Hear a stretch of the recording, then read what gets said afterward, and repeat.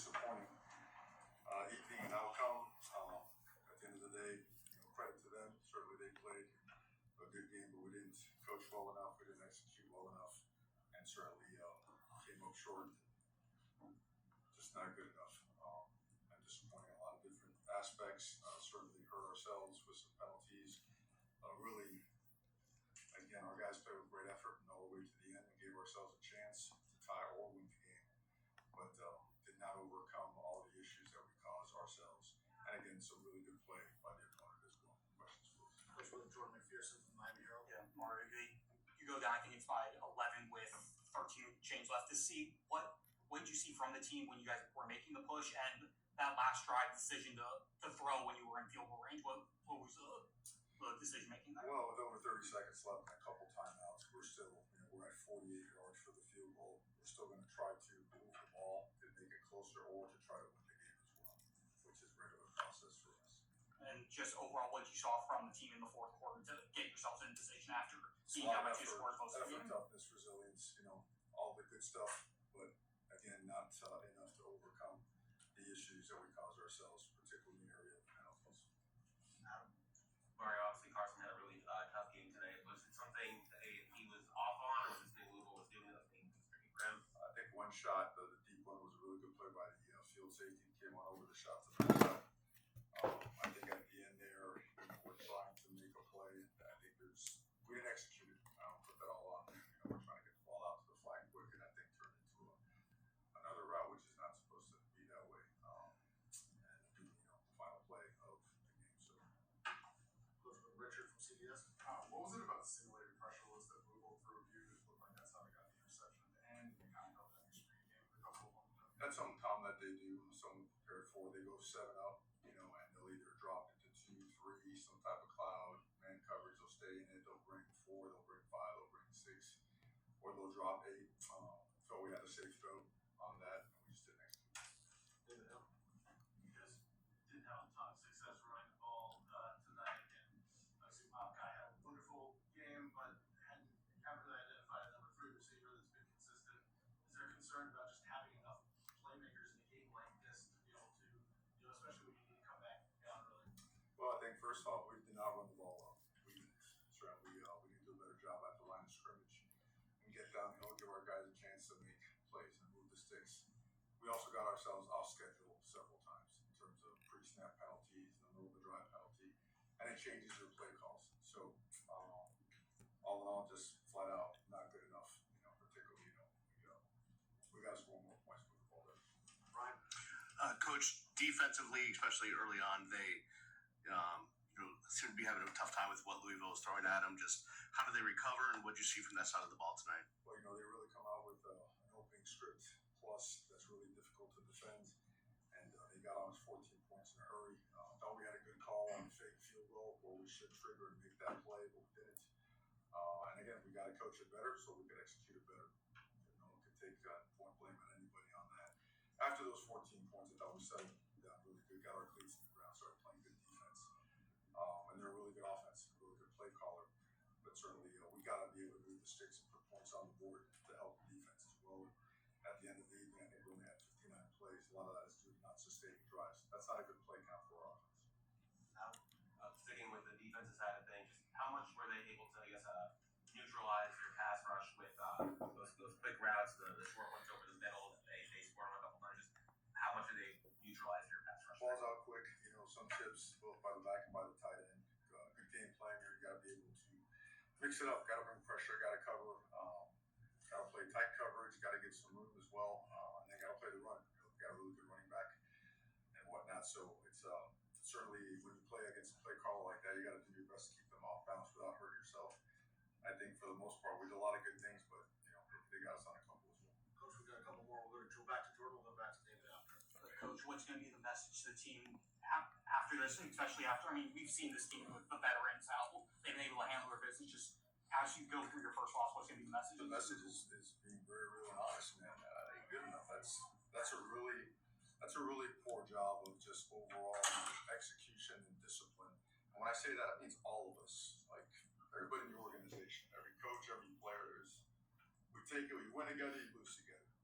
So when we say execution, that falls on the coach, falls on the player, falls on myself, falls on everybody.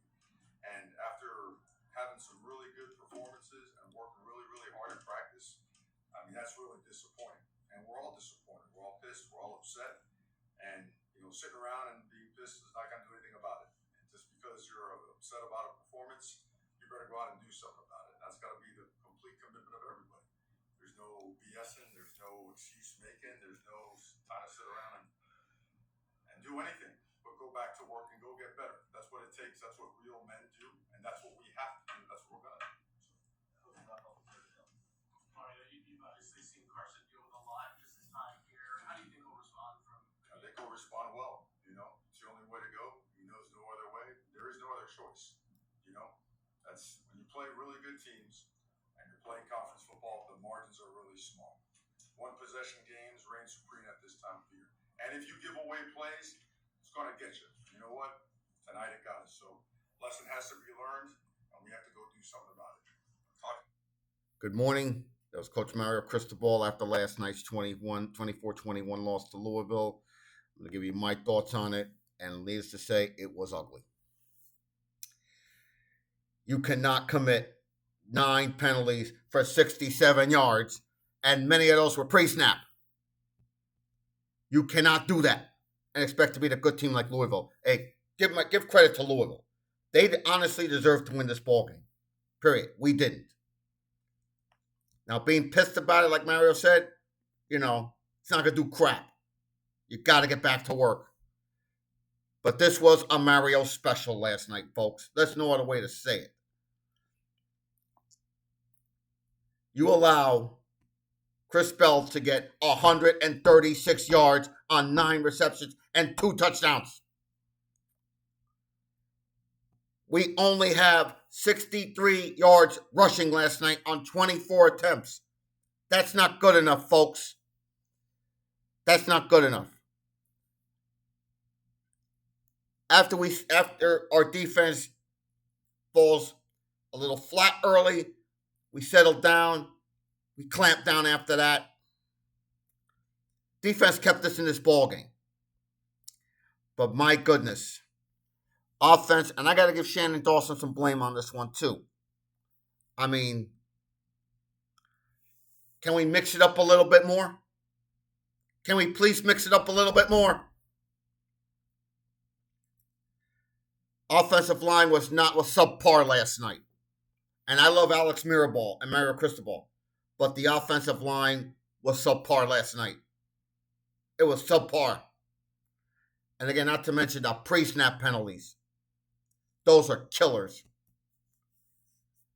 And then finally, Carson Beck. 4 interceptions.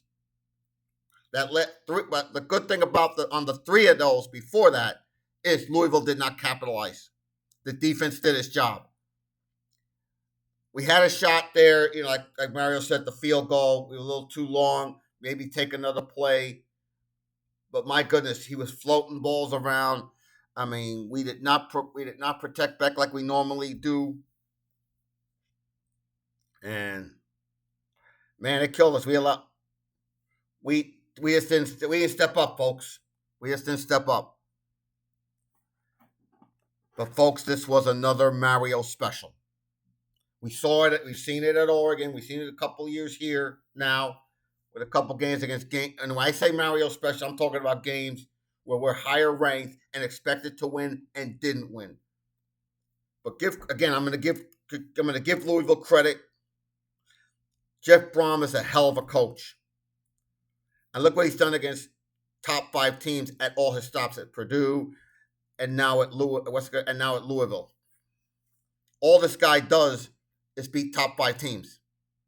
This is a very good coach, and Louisville's a very good football team. Got to give out the report card now. This is ugly. Offense, I'm going to give a D. 4 interceptions.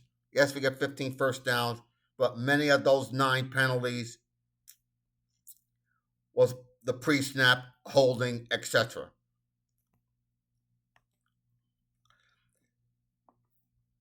I can go on and on with that, but my goodness, 63 yards rushing. That is pitiful. That is pitiful. You're not going to win that way doing that. Defense, mixed bag here. But overall, I'm actually going to give the defense, believe it or not, a B. Because after the slow start, we settled down. They kept us in the ball game for a little while. They gave us a shot to win late. We just didn't get it done in the end. Okay. Special teams, for the most part, I'm going to give about a B as well. We didn't get a pick, but we did get a return 19 from Marion. But kicking game was good from Carter again. Dylan did a good job with the returns inside the 20. But my goodness, there's many things we could talk about. Stanford's next Saturday night at Hard Rock. I want to see what this team does coming off a loss now against Stanford, a team that has had Mario's number when he was at Oregon. I mean, gotta bounce back. You gotta bounce back. I believe we will bounce back, like Mario said. There's no other choice. We have to step up going forward now. We have to step up going forward. And like Mario said, the margins this time of year in conference play are very small. And last night, they made us pay. They got us last night. Now, we can either sulk about it and go in a tailspin, and it's the same old Canes, or this team can bounce back, come out pissed, and come out focused next week, determined, and beat Stanford next week. Next podcast will hopefully be back in the Tampa studio. I'm shooting for maybe Wednesday. I will talk. My guest will be Troy Cleary, the play-by-play voice of Stanford. We're working on that now, tentative. Stay tuned on X for further updates on that. And win or lose, guys, let's go Canes and let's beat Stanford.